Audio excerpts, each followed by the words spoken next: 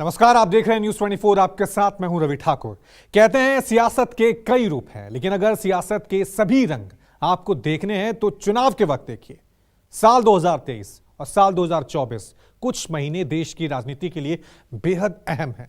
विधानसभा चुनावों की शुरुआत हो चुकी है। अगले महीने आने वाले नतीजों का सबको इंतजार है और उसके बाद शुरू होगा 2024 में दिल्ली की गद्दी का घमासान। एनडीए और इंडिया गठबंधन ने एक दूसरे को मात देने के लिए मंडल और कमंडल की राजनीति को धार देना शुरू कर दिया है और इसके लिए आरक्षण और राम नाम पर राजनीतिक घमासान शुरू हो चुका है।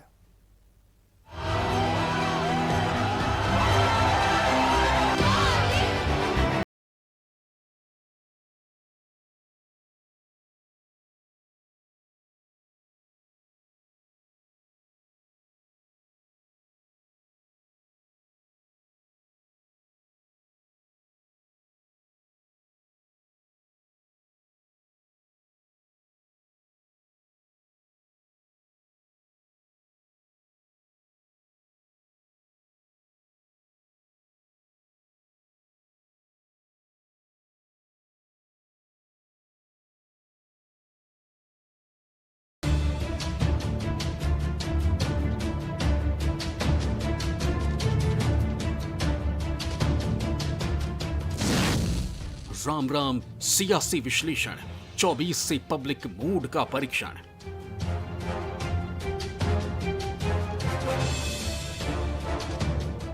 देश में 5 राज्यों के विधानसभा चुनावों की शुरुआत हो चुकी है और 3 दिसंबर की तारीख देश के सियासी दलों के लिए नए साल की दशा और दिशा तय करेगी। लेकिन चुनावी नतीजों से पहले एनडीए और इंडिया गठबंधन 2024 के चुनावी चौसर की गोटियां जमाने में जुट गए हैं। देश की सियासत में मंडल बनाम कमंडल की लड़ाई जारी है। आरक्षण के लिए मंडल कमीशन की सिफारिशों के बाद सत्ता का दूसरा रास्ता और भगवान राम के नाम के सहारे बैतरणी पार करने का है, यानी कमंडल के सहारे वोटर्स को जोड़ने का। बीजेपी के कमंडल के जवाब में 2024 के लोकसभा चुनाव से ठीक पहले इंडिया गठबंधन के साथ ही नीतीश कुमार ने आरक्षण का कार्ड खेल दिया है। 2024 के लिए मंडल पॉलिटिक्स। पहले बिहार में जातिगत जनगणना सर्वे रिपोर्ट, उसके बाद नीतीश सरकार का आरक्षण वाला दाव। लोकसभा चुनावों से पहले इंडिया गठबंधन की नींव रखने वाले नीतीश ने बिहार की जमीन से ऐसा एजेंडा सेट किया जिसने दिल्ली से सत्ता संभालने वालों को भी टेंशन में डाल दिया। बिहार की जातीय राजनीति में आरक्षण का दायरा बढ़ेगा, इसकी सुगबुगाहट तो उसी दिन शुरू हो गई थी जिस दिन बिहार में जातीय गणना की रिपोर्ट सार्वजनिक हुई थी। लेकिन विधानसभा के पटल पर रिपोर्ट की बारीकियां गिनाते हुए नीतीश कुमार ने इसका प्रस्ताव भी पेश कर दिया। नीतीश सरकार ने आरक्षण का दायरा बढ़ाने का जो प्रस्ताव पेश किया है, उसके मुताबिक बिहार में सरकारी नौकरियों में अनुसूचित जाति यानी एससी का फिलहाल 16% आरक्षण है, जिसे बढ़ाकर 20% किया जाएगा। अनुसूचित जनजाति यानी एसटी को फिलहाल 1% आरक्षण मिल रहा है, जिसे बढ़ाकर 2% किया जाएगा। अत्यंत पिछड़ा वर्ग यानी ईबीसी और अन्य पिछड़ा वर्ग यानी ओबीसी को मिलाकर 30% आरक्षण मिल रहा है, जिसे बढ़ाकर 43% किया जाएगा। पिछड़ा वर्ग की महिलाओं को फिलहाल 3% आरक्षण मिल रहा है, जिसे खत्म कर दिया जाएगा। आर्थिक रूप से पिछड़ा वर्ग यानी ईडब्ल्यूएस को 10% आरक्षण मिल रहा है, जो बरकरार रहेगा। यानी कुल आरक्षण का दायरा जो फिलहाल 60% है, वो 75% हो जाएगा। अब इसके बाद अनारक्षित वर्ग के लिए सरकारी नौकरियों में सिर्फ 25% जगह ही बच पाएगी। हालांकि अत्यंत पिछड़ा वर्ग यानी ईबीसी को फिलहाल 18% आरक्षण मिल रहा है, जबकि अन्य पिछड़ा वर्ग यानी ओबीसी को 12% आरक्षण मिल रहा है। लेकिन 30 से 42% होने पर ईबीसी और ओबीसी का अलग अलग कितना आरक्षण बढ़ेगा, ये फिलहाल तय नहीं है। लेकिन दोनों का आरक्षण 30 से बढ़कर 43 हो जाएगा। ऐसा प्रस्ताव विधानसभा में पेश हो गया है। नीतीश कुमार के इस प्रस्ताव ने बीजेपी को असमंजस में जरूर डाल दिया है, लेकिन चुनाव को करीब देखते हुए पार्टी ने इसका समर्थन करने में देरी नहीं दिखाई। मैंने उनसे 2 आग्रह किया। एक तो जो गणना हुई है वो त्रुटिपूर्ण है। कई जातियों ने अपने गणना कम होने की शिकायत की है। मैंने उनको सरकार को कहा है कि सरकार का दायित्व है कि लोगों की शंकाओं का समाधान करे। दूसरा मैंने कहा है कि इस त्रुटिपूर्ण आंकड़ा के बावजूद अगर वो आरक्षण का दायरा बढ़ाना चाहेंगे, भारतीय जनता पार्टी उसका समर्थन करेगी। भाजपा को इसका हम लोगों का समर्थन करना पड़ा है और ताज्जुब की बात है कि भारत सरकार नेतृत्व जिसका नरेंद्र मोदी करते वो मना करते हैं और बिहार वालों को मजबूरन हम लोगों का साथ देना पड़ता है। संवैधानिक दायरे में अगर कोई ऐसा सामाजिक जाति समूह है जिससे आरक्षण की आवश्यकता है, जो गणना में जो प्रतिवेदन है उस प्रतिवेदन के आधार पर अगर लगता है कि उसके आरक्षण को बढ़ाने की आवश्यकता है तो भारतीय जनता पार्टी को कोई इतराज नहीं। विवादों की वजह से नीतीश कुमार के विरोधी भले ही उनकी दिमागी हालत ठीक नहीं बता रहे हो, लेकिन मोदी के खिलाफ इंडिया गठबंधन बनाने में अहम भूमिका निभाने वाले नीतीश का एक सच ये भी है कि उन्होंने मंडल बनाम कमंडल की राजनीति को आरक्षण से धार देने का फॉर्मूला निकाला है। बिहार में जातिगत जनगणना करवाकर आरक्षण संशोधन विधेयक पास कराया है। साथ ही मोदी सरकार के महिला बिल के मास्टर स्ट्रोक के बाद 2024 के लोकसभा चुनाव में इंडिया गठबंधन वाले ओबीसी आरक्षण की तगड़ी मांग कर रहे हैं। राहुल गांधी हर रैली में ओबीसी आरक्षण की बात करते हैं और इन सब को देखते हुए माना जा रहा है कि इंडिया गठबंधन मोदी सरकार को हराने के लिए मंडल पॉलिटिक्स पर पूरी तरह फोकस है। सियासत में राम नाम का वोट। मंडल की राजनीति आपने देखी, अब बात करते हैं देश में हो रही कमंडल की राजनीति पर। चुनावी मौसम में प्रधानमंत्री नरेंद्र मोदी हों या यूपी के सीएम योगी आदित्यनाथ, इस समय पूरी राजनीति राम पर फोकस हो गई है। आजकल मैं जहां भी जाता हूं वहां अयोध्या में बन रहे प्रभु राम के भव्य मंदिर की चर्चा चलती है। पूरे देश में खुशी की लहर है। सौभाग्य से भरे इस पावन कालखंड में मेरे मन में एक बात बार बार आती है।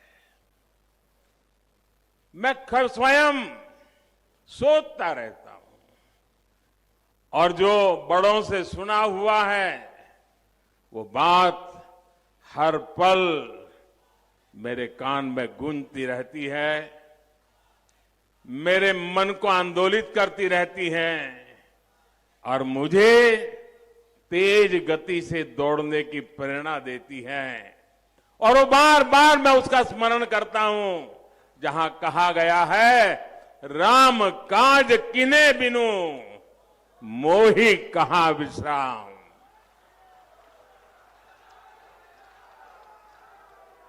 अब रुकना नहीं है, थकना नहीं है और विश्राम का तो सवाल पैदा ही नहीं होता।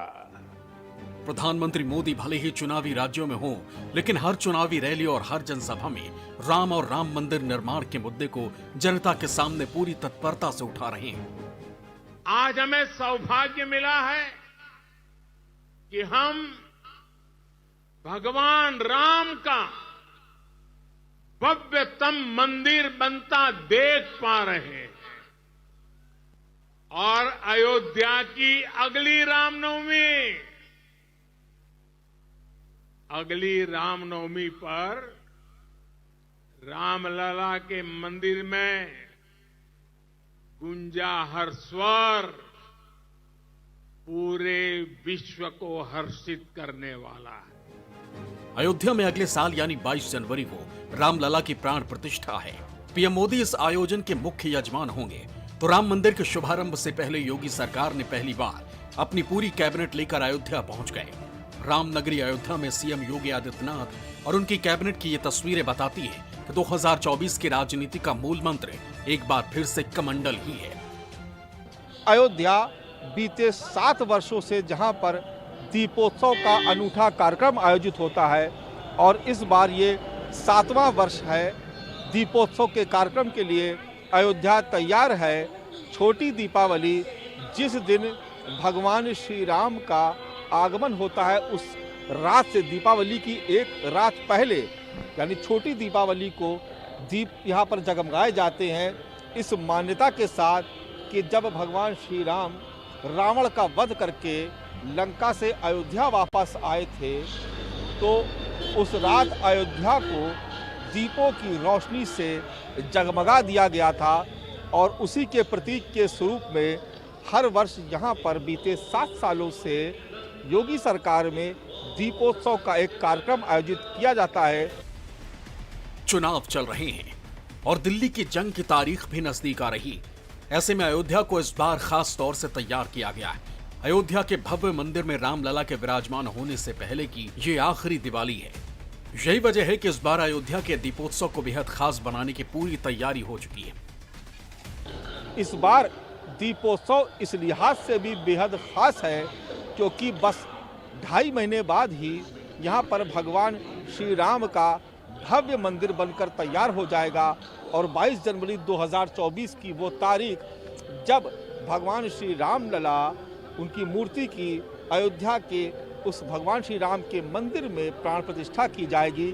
अनुष्ठान काफ़ी पहले से शुरू हो जाएगा, तो इस लिहाज से भी इस बार का दीपोत्सव बेहद खास है।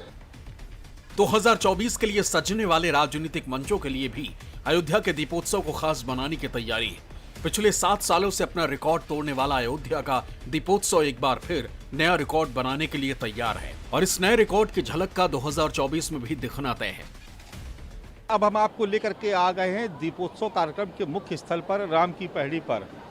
सरयू नदी आपको सामने बहती नजर आ रही है, दोनों तरफ आपको घाट नजर आ रहे हैं और घाट के दोनों किनारों पर यानी दोनों तट पर सजे हुए आपको लाखों की संख्या में दिए नजर आ रहे हैं। एक खास बात ये भी है कि अयोध्या में दीपोत्सव का कार्यक्रम हर वर्ष अपने ही कीर्तिमान को ध्वस्त करके फिर से एक नया कीर्तिमान स्थापित करता है और हर बार Guinness book of world record में ये आयोजन दर्ज हो जाता है। पिछली बार 15 लाख दिए जला करके उससे पिछला रिकॉर्ड तोड़ा गया था और इस बार 21 लाख दियों को जलाने का लक्ष्य रखा गया था, लेकिन लोगों का ये उत्साह है, लोगों की ये श्रद्धा और आस्था है कि 21 लाख का लक्ष्य पीछे छोड़कर 25 लाख दियों को जलाने के लक्ष्य की तरफ आगे बढ़ चुका है अयोध्या दीपोत्सव का ये कार्यक्रम। ये जो आप दिए देख रहे हैं ये 25 लाख की संख्या है इनकी और ये पूरी राम की जो पैड़ी है वहाँ से गुजरते हुए अयोध्या के तमाम प्रमुख स्थलों पर अलग अलग स्थानों पर ये दिए स्थापित किए गए हैं। अयोध्या का भव्य राम मंदिर, अयोध्या की सजावट, 25 लाख दियों की जगमगाहट और श्री राम के नाम का उद्घोष निश्चित तौर पर विपक्ष के दिल को डरा रहा है। यही वजह है कि कांग्रेस भी चुनावी मंचों से राम नाम के सहारे जनता से जुड़ने की कवायद शुरू कर चुकी है। इसमें कोई दो राय नहीं कि भारतीय जनता पार्टी को अयोध्या और राम मंदिर ने लोकसभा में 2 सीट से 303 सीटों तक पहुंचाया। अब उसी राम मंदिर की भव्यता के सहारे बीजेपी एक बार फिर 2024 की जंग जीतने की तैयारी कर रही है और इसकी झलक अयोध्या के घाट से दिखने लगी है। दीपोत्सव का कार्यक्रम हर घाट पर आयोजित हो रहा है, लेकिन ये सबसे खास है।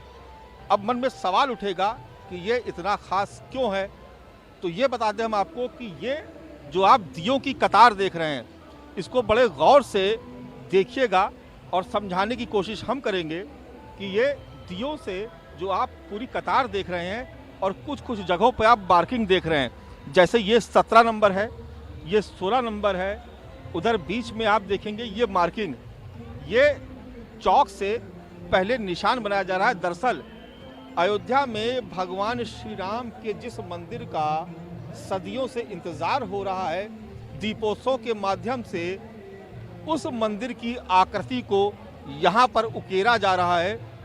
यकीन मानिए जब ये दियों से ये आकृति जगमगाएगी छोटी दिवाली पे तो आपको इतना खूबसूरत दृश्य नजर आएगा।